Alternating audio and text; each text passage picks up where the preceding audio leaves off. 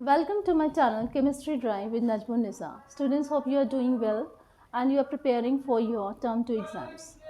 Now in this term 2 exam, the subjective answers will come. So do hard work and just keep on practicing about the different derivations in your chapters. In my previous video of electrochemistry, I have discussed with you about what is electrochemistry, what is the difference between the electrolytic cell and electrochemical cell, Daniell cell, and in the upcoming video I am going to discuss with you about the chapter electrochemistry, and the topics we are covering in this chapter, they are the transport number, the different types of potentials, and finally the electrochemical series. So let's start up with my chapter. Transport number. Actually, you know that the current is being always carried out by the ions, and ions, they are of two types, cations and anions. Cations, you know, they are positively charged and anions are negatively charged. Cations are smaller in size and anions are bigger in size. So in the relation of transport number, the fraction of the current that is carried by the ion is known as its transport number or transference number. In the case of cation, the transport number of cation is the current carried by the cation upon the total number of current present there, and in the case of anion, the transport number of anion is equal to the current carried by the anion upon the total number of the current. So mathematically we can write it, transport number of cation plus transport number of anion will sum out to be 1. The second thing is electrode potential. You know, electrodes, they are made up of metals and there are two types of electrodes, anode and cathode. So what is electrode potential? When an electrode is in contact with its solution of the ions in a half cell, it is known as the half cell, then it has a tendency either it will lose electrons or it will gain electrons. So a potential is being created there, and that potential is known as electrode potential. It is expressed in volts. It is an intensive property, that is, it is independent of the amount of species that is present in the reaction. The next one is the oxidation potential, the tendency to lose What is oxidation? The tendency to lose electrons is known as oxidation. So the potential that is measured during the process of oxidation, it is known as the oxidation potential. Oxidation potential of a half cell, it is inversely proportional to the concentration of the ions. So we can say that oxidation is inversely proportional to the number of ions present at that time in the solution. Reduction potentials, you know reduction.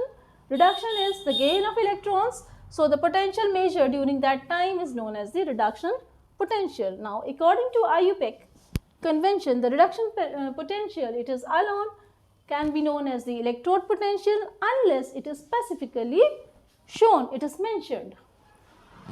And it is clear that E naught reduction is equal to negative of E naught oxidation.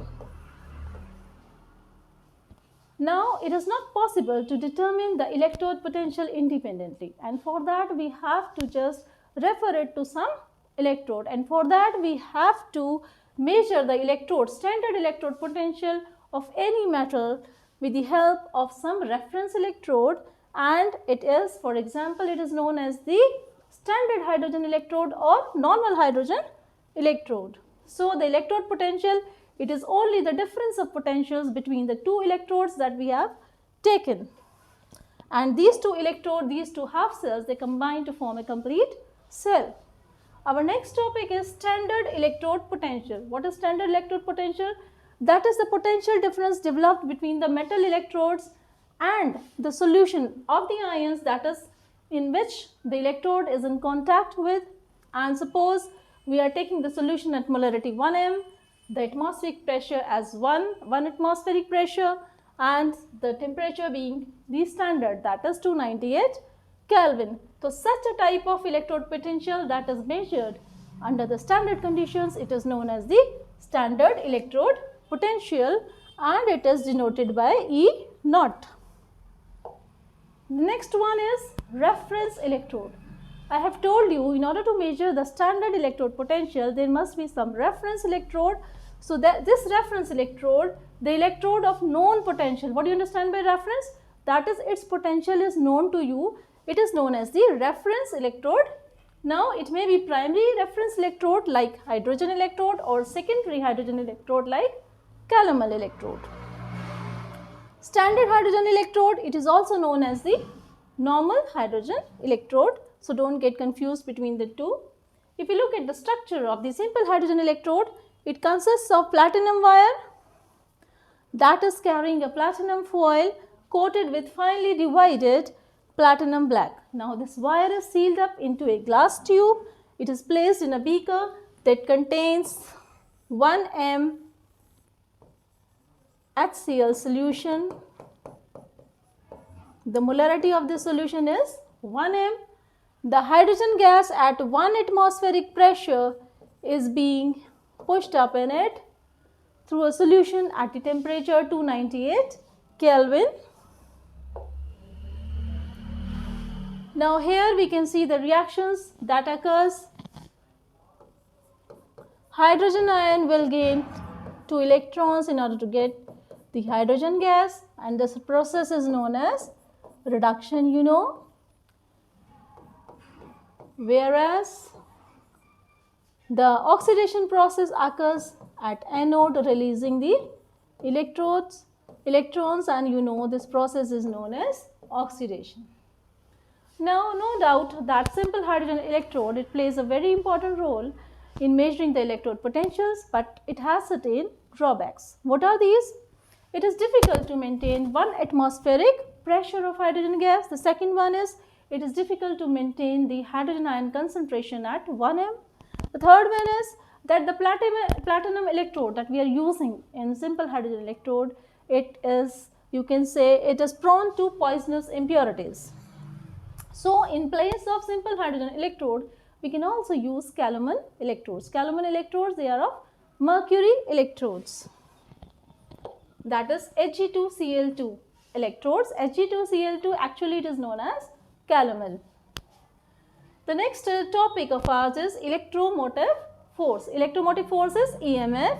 It is a difference between the electrode potentials of the two half cells, and it causes the flow of current to flow continuously, and from which direction? That is, the current flows from a region of higher electrode potential to a region of lower standard potential, and it is also a measure of the free energy change. You know, free energy, the energy that is required for doing the maximum possible useful work. Now, there is a term that is known as electrochemical series. In electrochemical series, the different reduction potentials and oxidation potentials are given to us, and accordingly, we are going to discuss which one will undergo oxidation and which one will undergo reduction. The lower the value of E0, there is a greater chance to form cation. That is, in the case of metal ions, they get oxidized. They have lower reduction potentials. So, if we want to discuss it with the help of hydrogen, metals that are placed below hydrogen in electrochemical series, they replace hydrogen from the dilute acids. But the metals that are placed above hydrogen, they are not capable to remove hydrogen from dilute acids. If we look at the oxides of metals placed below hydrogen, they are not reduced by hydrogen. That is, the oxides that are present below hydrogen, they are not reduced by hydrogen.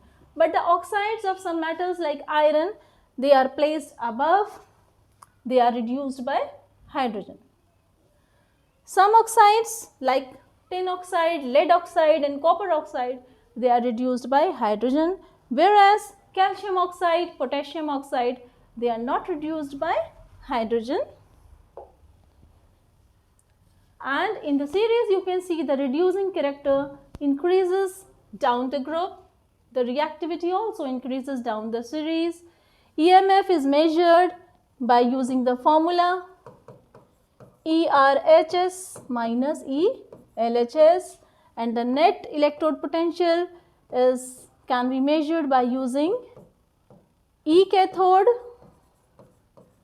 minus E anode.